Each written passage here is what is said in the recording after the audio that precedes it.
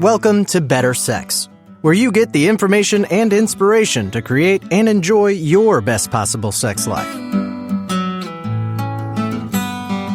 Join your host, sex therapist Jessa Zimmerman, as she brings you expert guests, helpful tips, knowledge, and strategies to improve your intimate relationships.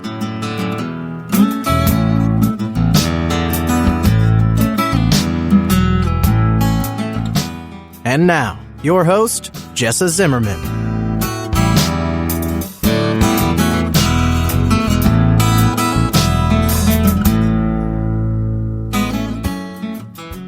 Hey everybody, welcome back to another episode of the Better Sex Podcast. This is Jessa, and I am so glad you're here.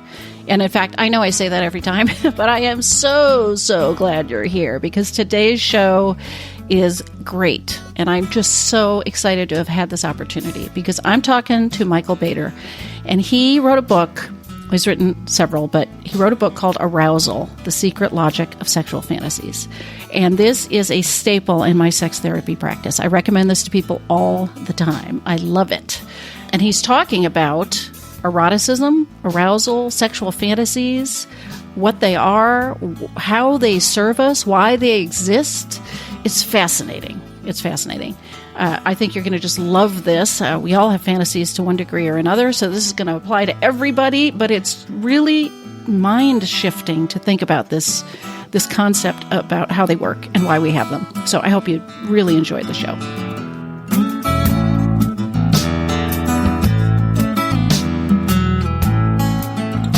And before we start the show today, it is sponsored by Intimacy with Ease. It's a method to help otherwise happy couples achieve a sex life that is easy and fun for both of them, so that you can actually just enjoy your sex life with zero stress.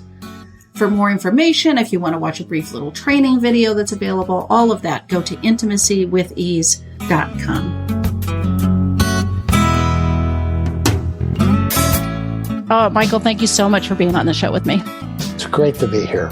So I was saying to you before I hit record, I recommend the book Arousal to so many of my sex therapy clients because it's so helpful to sort of normalize. So many people come in distressed about what turns them on, and I feel like, wow, wait, there's this whole theory about what this does for us and everything. So maybe you could speak to that a little bit. Yeah, well, got the ideas for this book. I was in training at the Psychoanalytic Institute in San Francisco, and psychoanalysts think they know a lot about sex. But it turns out their ideas about sexual fantasy and preferences are extremely abstract and very high level abstract theory that I felt really didn't help the person in the consulting room who came in, uncomfortable, guilty, ashamed of their sexual preferences and fantasies. So I just thought we need something that has some theoretical rigor, but really is helpful to the clinician and to the patient. And so at the time, I was working with a guy named Joseph Weiss, who was a psychoanalyst who developed a set of ideas about psychological functioning that I felt were very particularly relevant to understanding sexual fantasies. And if I could just take a minute to just frame the context, Weiss was interested in the concept of safety, which is, not a foreign concept to most therapists, or certainly wasn't to most analysts. But what he argued was that Freud was wrong in one particular way. Freud's idea was that there's a balance of forces in the mind between sexual impulses and desires and then defenses. Okay. And that if the sexual impulses were strong enough, they could sort of break through the defenses and be manifest in the world. And Weiss said no. Weiss said that people bring forth repressed or inhibited desires and wishes and feelings only when it's safe to do so. And that our egos have a lot of control and a lot of say-so in determining what constitutes safety. So I started to think about that in relation to, Weiss was mostly talking about what happens in psychotherapy, that people bring up memories and they make developmental steps forward and they bring up inhibited feelings only when they consider it safe to do so with the therapist. Right. So then I started thinking, well, how might this apply to sexual fantasy? And what I came up with was this notion that, in a nutshell, is this, that sexual fantasies have a function. The function is to make it safe for the person to experience sexual excitement or pleasure. Now, that implies that in ordinary, everyday mental functioning, there are a lot of things that make us inhibit or repress our sexual arousal, our sexual desires. One of the main classes of, I guess you say, sources of inhibition has to do with the ways we feel guilty about our sexual needs. And my argument was and is that sexual fantasies are constructed creatively in our unconscious minds as a way to transcend, or you might say disconfirm, our guilty notions about what's okay and what's not okay to express. So let me give you an example. Yeah, I was going to say, I think examples would be helpful here. Examples are everything. So let's say somebody, one of the things that I tried to explore in the book was that there is, I think, an essentially selfish dimension to sexual excitement. I call it sexual ruthlessness, not in the sense of somebody being sociopathic or mean, but it was borrowing from a concept that the psychoanalyst Winnicott wrote about, which had to do with that there is a selfish quality to sexual excitement at its best. And of course, there's also an empathic dimension to it, where if somebody were only selfish, it would be like masturbating in the presence of another person. Yeah. But if someone is so enmeshed in an experience of empathy towards one's partner, then that can actually inhibit sexual pleasure. And so I thought, well, think about some of the sexual fantasies or scenarios that excite people who might otherwise be afflicted with this sense of guilt. And of course, one of the obvious ones has to do with fantasies of dominance and submission. Mm-hmm. So you have a lot of people that have some notion, attraction to the fantasy of surrender, of somebody else having control over what's going on sexually and what's going on with your body sexually. And that control can take lots of different forms. It could be an overt sadomasochistic fantasy, or it could just be that somebody is drawn to a partner who looks a little bit rough or looks a little bit self-centered. And the reason that's exciting is because the person with that fantasy doesn't have to feel guilty about hurting the other person. Mm. So this is it in a nutshell, that if we feel guilty and worried about the other person's welfare too much, it inhibits our sexual excitement. And then we have to come up with strategies unconsciously to overcome that guilt and sense of responsibility. And sadomasochistic or dominant submission fantasies almost always have that function.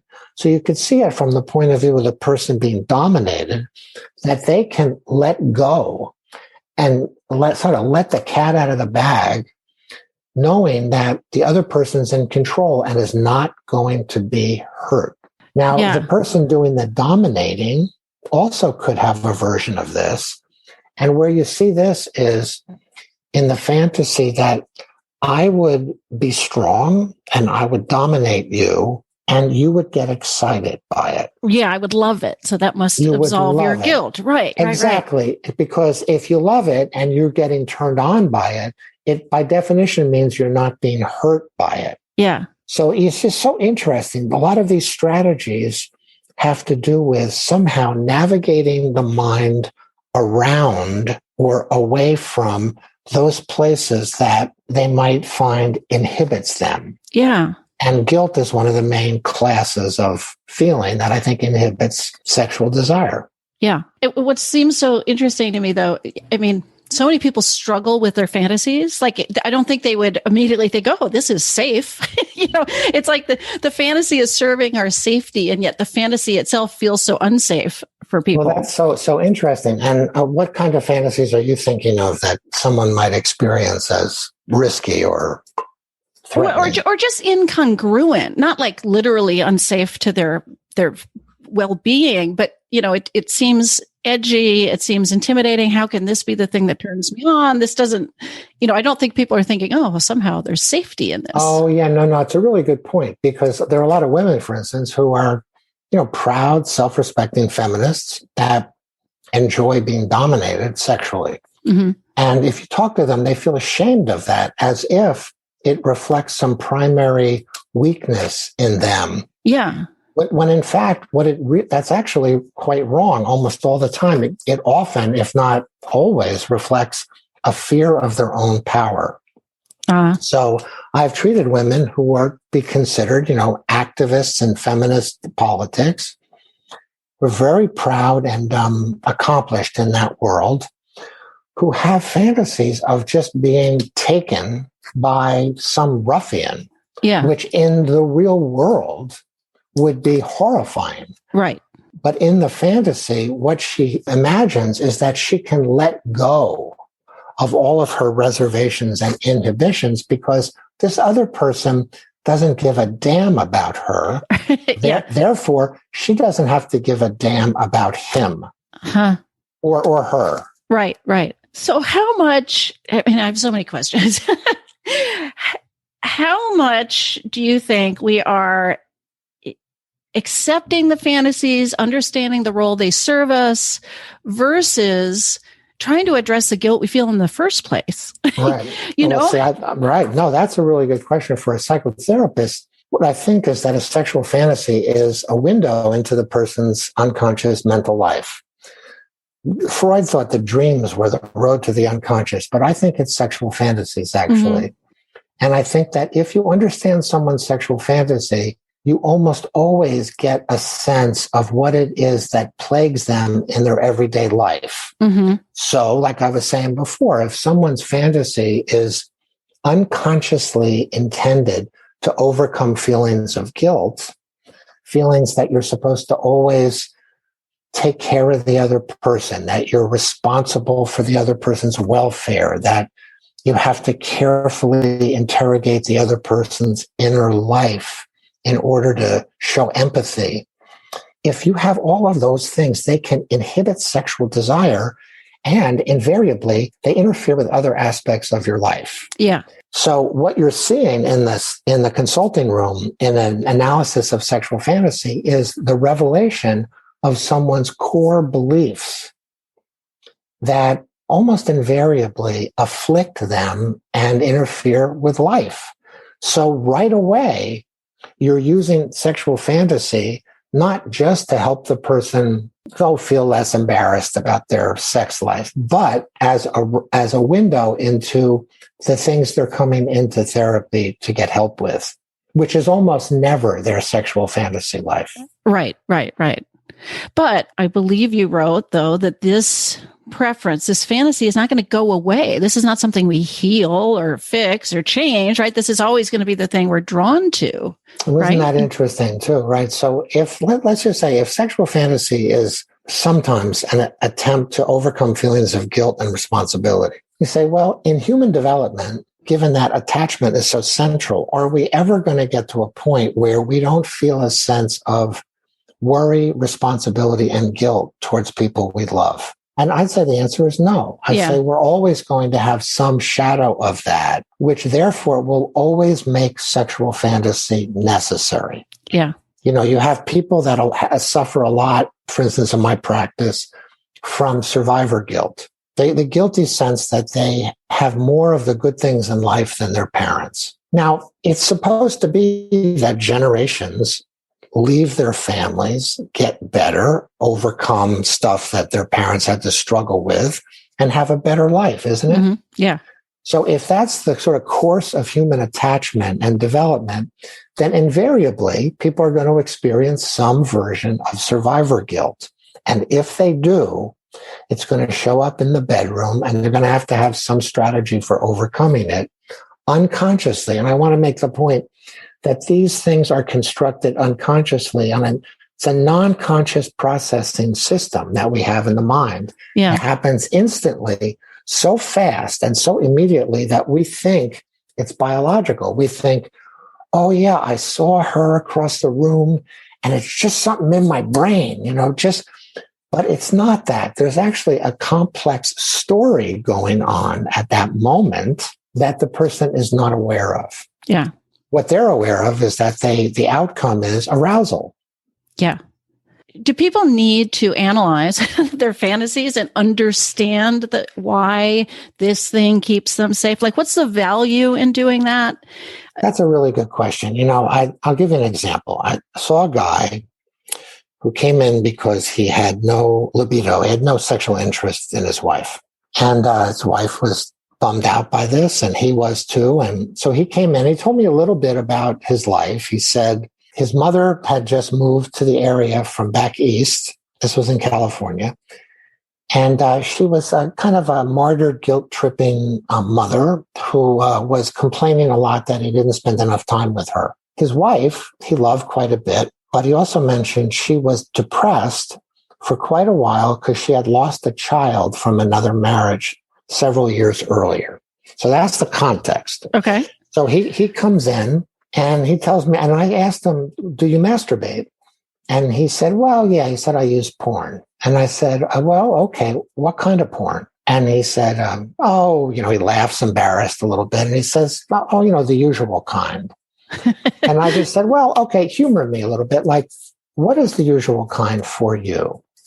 And he stirs around. He's a little uncomfortable. And he says, it's just like women giving blowjobs to men, and the women have big breasts, and everyone's excited. It's an exciting orgy kind of scene. So what I thought about, and I told him, I said, here's what I think. I think in this fantasy, it's an attempt that you're making to overcome the sense that you're supposed to take care of unhappy women. Yeah. Even if it means that you suffer as a result of it. And so in the fantasy, the women's large breasts symbolize that they have a lot to give to a man, and that they want to give to the man. And they're excited about the prospect, rather than what you ordinarily feel is that the woman needs something from you that you're obligated to provide. And that experience inhibits you and really interferes with your quality of life. Now, he loved this idea because I'm basically saying, man, like, you have a right to get more from people that you care about or are, intimate with. And you've spent your life having to take care and feel responsible. And that really has been, a bummer. I mean, that's really held you back. And he really related to that. Yeah. So that's where the sexual fantasy, analyzing it, immediately gets us into a different conversation. The conversation now is about how he came to feel growing up that he was supposed to take care of unhappy women. Mm-hmm. That is a core, what I call pathogenic belief that I think is very common. Yeah. And that a lot of sexual fantasies are attempts to overcome, because that feeling that you're supposed to take care of unhappy women comes into the bedroom and makes really maximum sexual arousal impossible. Yeah, so it really highlights that core dilemma that somebody has, so that you can tackle that in the rest of your life, right? You can advocate for something different. You can try to shift things. And I would be helping this guy be more selfish in certain situations, right? Yeah. I mean, it wouldn't just be we talking about sex. I'd be talking about how in other areas of his life, maybe he could be more selfish at work, at home, with his kids, with his mother. Right.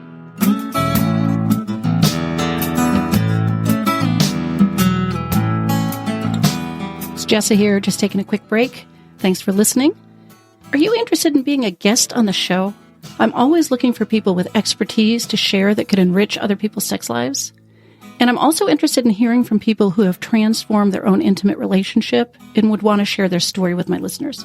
So if you've got something to contribute to the discussion and want to see about being featured on an upcoming episode, please visit our website, bettersexpodcast.com, and check out the Be a Guest details. You'll find everything you need there. Again, I have so many questions. I'm trying to decide what to ask first.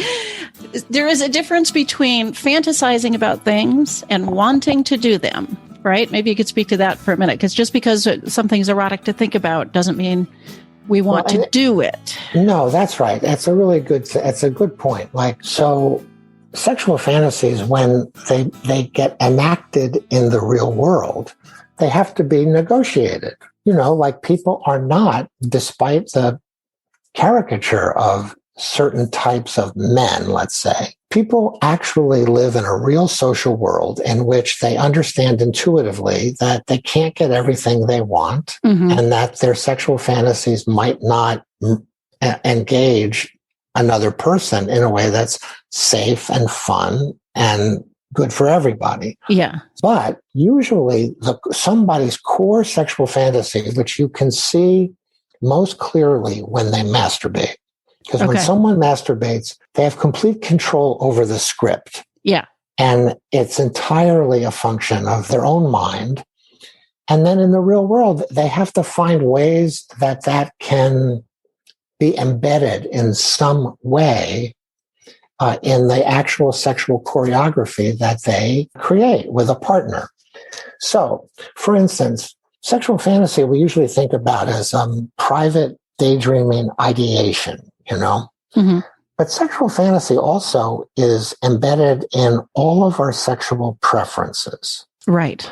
And that's what I think is so useful about this notion, because let's say you find yourself, like one guy I treated, attracted to a partner who is very narcissistic, self-centered. But the sexual chemistry is kind of hot. This is something that I've seen clinically a number of times. What that usually reveals is that the person's experience of a partner's narcissism mistakenly feels like the partner is strong. Right. The partner is sure of him or herself, looks confident. Now, often what the problem is that the sex can be hot, but the relationship really suffers because the person's unable to be generative and giving and reciprocal. Yeah. But you can see where the attraction starts with, I had a guy who saw his future wife across the hall in a college class. And this was a woman that he was friends with, but he'd never really felt sexually attracted to. But he did that day. He felt some kind of energy that was sort of exciting to him, and he pursued her and married her. And years later, it's a terrible marriage. He and I were talking about what was it in that moment that made it different. And here's what he said. He said, I don't really know, but I do know this really funny detail. Like when I saw her, she was wearing a kerchief over her head. Probably because she hadn't washed her hair or something for a day or two. And he said something about that kind of struck me, kind of rang a bell. I said, well, what was it? He said, well, I don't know. Maybe it's something that made her look a little more masculine. She had long hair and it's very feminine, but now looked a little more masculine. Well, why would that be a turn on? Because to him, that meant she was strong. Right. And if she was strong, he couldn't hurt her. Right. And you wouldn't have to worry so much about taking care of her. Exactly. Now, it turned out she was kind of quite cold and narcissistic and withholding, and it was a terrible marriage. But you could see where the sexual excitement, and it helped us begin to examine how guilty this guy was. Yeah. Well, then I'm thinking about the example of something like a rape fantasy, or like you said, taken by a ruffian. In real life, it would be awful, right? Terrible. Like just because we imagine it does not mean this is something we actually want to do. That's exactly right. I was on a TV program once, and the guy asked me about porn and whether I thought it was always destructive and pathological. And I said, look, a guy can go and look at porn that depicts a woman having sex with several men, a gangbang. Yeah. Doesn't mean he wants to go home and do that with his wife. Right. Right. And it's really important to understand the difference, because the porn fantasy is a fantasy that has an unconscious aim, which is simply to produce pleasure and arousal. Mm-hmm. In the real world, going home with his wife, he has to navigate and negotiate a huge range of issues around love and attachment and care and empathy, caretaking, all of that, which are also very important to him. Yeah. And I'm imagining that somebody with that, if that's what they're watching in porn, the way that helps them be safe potentially is, I'm not solely responsible for pleasuring this woman. That's exactly right. It's like it's just a shared burden. All of a sudden I can feel stronger or more confident. That's very, very true. You really put your finger on it. Years ago, Nancy Friday wrote a series of books where she collected women's sexual fantasies. Yeah, yeah. That was very revolutionary at the time. That fact that women had sexual fantasies was a news flash to surprise. Many people. Right. Hello. And one of the most common fantasies her women informants had was actually having sex with several men. Mm-hmm. And when you looked into it a little bit deeper, what you found was two things were happening. First of all, the woman didn't have to worry about wearing a man out. Mm-hmm. Because that's a common worry some women have of being too much for the man. Yeah. If there's two men, they don't have to worry about that as much. And secondarily, the attention of two men reassures her about how special she is. Mm-hmm. And so one of the things I make a point of in the book is that there's another whole class of fantasies that have as their function to negate or eliminate feelings of shame, embarrassment, inferiority, inadequacy, helplessness, a whole collection of feelings we associate with depression, actually. Yeah. And so there are a range of fantasies that have as their purpose to undo or overcome inhibiting feelings of shame and embarrassment. Yeah. But here's the key point. Helplessness is one of those feelings. Helplessness makes it impossible to feel pleasure. Yeah. And the helplessness that's enacted in a sadomasochistic connection is not real helplessness. The bottom in the situation has a lot of control, and something's being replayed. The bottom has a lot of control over what happens. Yeah. In real helplessness, like real rape is never exciting. Right.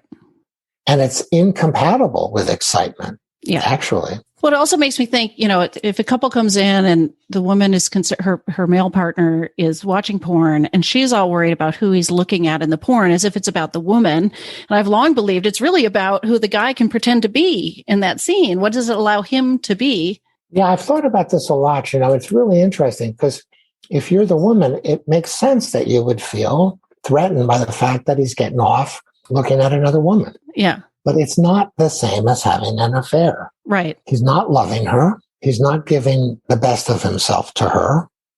He's not feeling cared for and caring in the situation. It is a functional, intentional effort to get sexually aroused and have an orgasm. But it could be a little bit of a glimpse into his own sense of inadequacy. Yes. Because he's not getting this young, hot 18-year-old blonde in real life, right? Like that is really more about who he gets to access in himself. Well, yeah, that's so interesting. The 18-year-old blonde is a very interesting thing because, I'm not naive. There's a socially conditioned, culturally sanctioned sexual fantasies. And one of them is youth, connected to youth. For men and for women, but let's just stick with the issue around men. And so you have to say, well, so what is the intrinsic excitement of a young woman or a boy? And here's where I go with that. is that there are a lot of things that are social and political in that situation. But the psychological part of it is that in relation to someone who's young, this is not a newsflash. The man feels younger. Yeah. Duh. And it's a woman who has not been subject to the frustrations and trials and tribulations of ordinary life. She's cleansed of all that. She has perfect skin. Yeah, yeah. And he identifies with her. And that is exciting to him because in his mind, he has all of these images of what makes a woman a woman. And a lot of these men grew up in families where they felt sorry for their mothers, where they get married to a woman and they feel like they have to take care of the woman because there's something missing in her. So they have these images of these sort of damaged women, troubled women, and then they meet somebody who they can imagine is free of all of that. Yeah, yeah. And you can see what a powerful antidote that is in the short run. Right. And I mean, I think you wrote this in the book too. It's like also maybe they get to be competent and knowledgeable and lead the way. And there's nobody to impress because this young woman doesn't have any experience, so they're absolved of any sense of she looks competition. Up to him. Yeah, right. Yeah. And whatever insecurities he may have about his sexual potency, how great he is, his narcissism is reinforced and flattered by the woman all the time. All right. So this leads me to the question about, is anything off limits in our mind? Is any fantasy problematic and that we should be trying to somehow eradicate or, Yeah, this what I mean? I do know exactly what you mean. I get asked this a lot. It's a complicated question. It's not easy to answer because on the objective end of it, there is no fantasy that isn't enjoyed by somebody. Mm-hmm.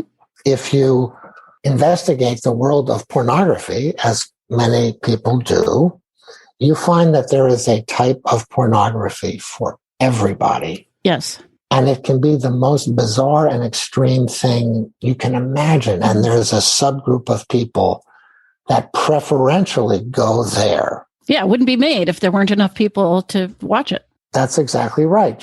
Robert Stoller, the psychoanalyst, called these microdots, these moments of excitement in which there's a great deal of meaning condensed into one moment of excitement. Mm-hmm. Now, the thing is, do they hurt people in ways that sometimes I think yes. And here's the way I've seen it. There are porn and sex addicts. Initially I didn't think much of the concept of sexual addiction, but I came to see enough people who spent a huge amount of their time and their life in front of a computer terminal, masturbating. Men, almost always it's men, but, women increasingly. And so in many of these cases, the man would masturbate and engage in sexual fantasy conversations or just looking and watching for 4 or 5 hours a day, 20 to 25 hours a week. There's no way that somebody can be present emotionally in a marriage, in a family, when they are spending 25 hours a week masturbating to whatever their fantasy is. Right. Don't you think so? Yeah. Has that been your experience too?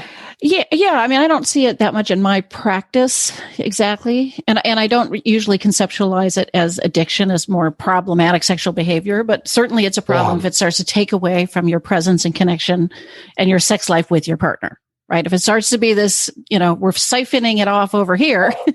That's exactly right. Then it's not available for here. Right. Not that masturbation is bad, but it's a matter of degree, right?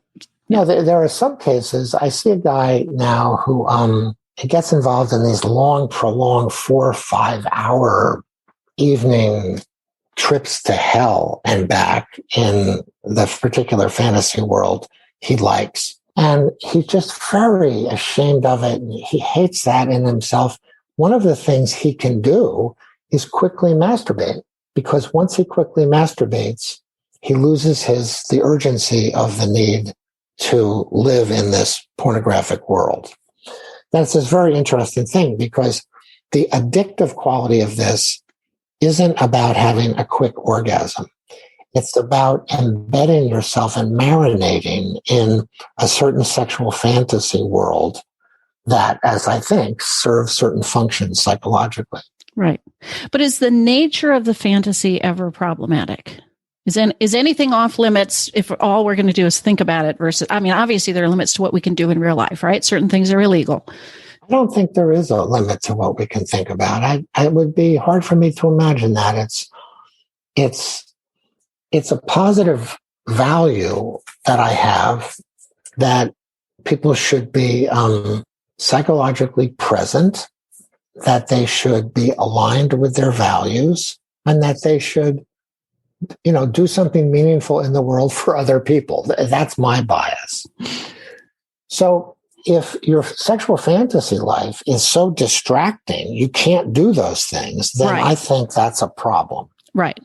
And then we have to get to the bottom of what the anxiety is that this is trying to alleviate.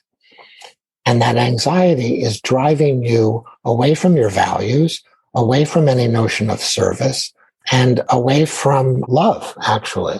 And I think that's harmful.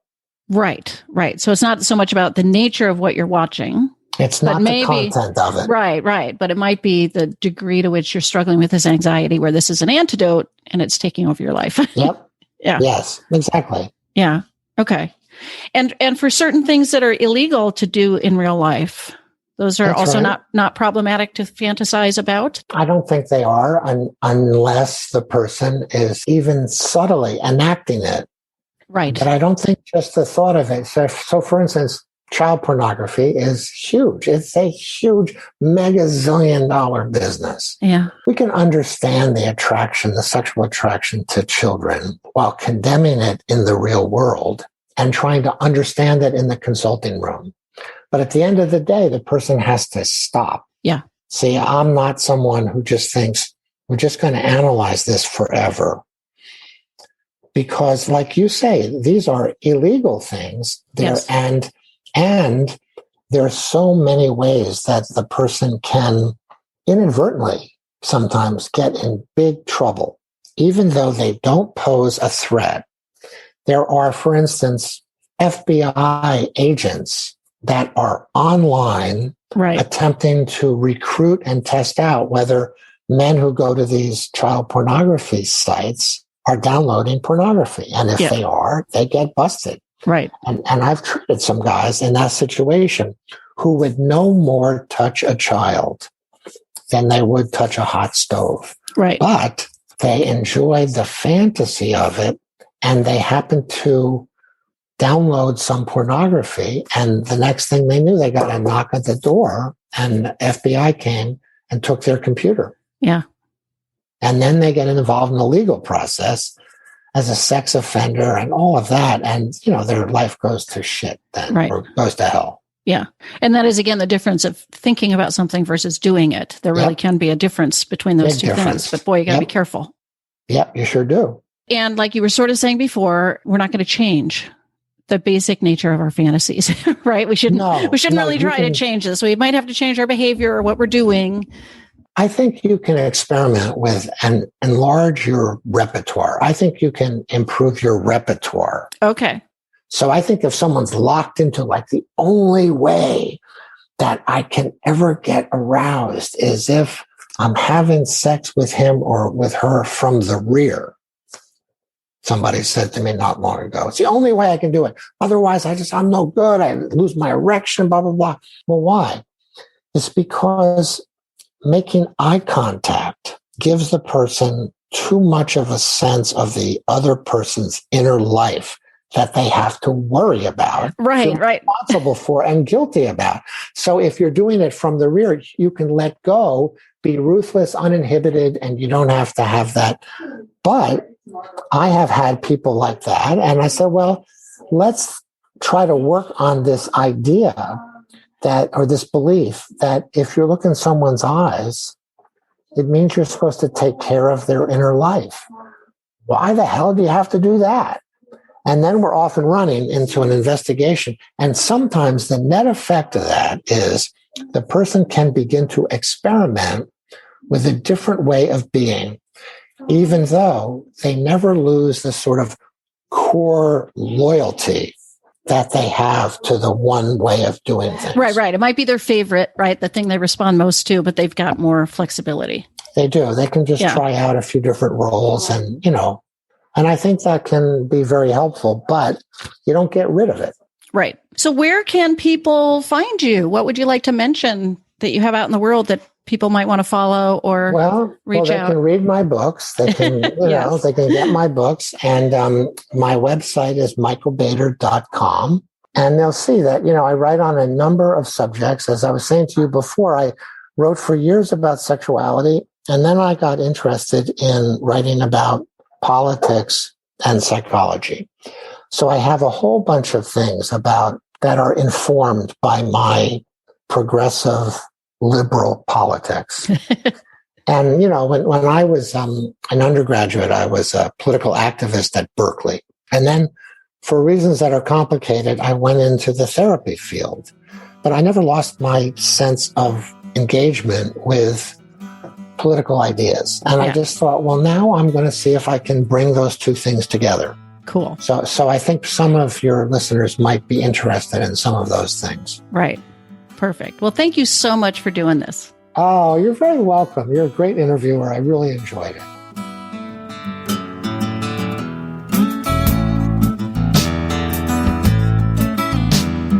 You've been listening to Better Sex. Please visit our website, bettersexpodcast.com, for show notes and additional episodes.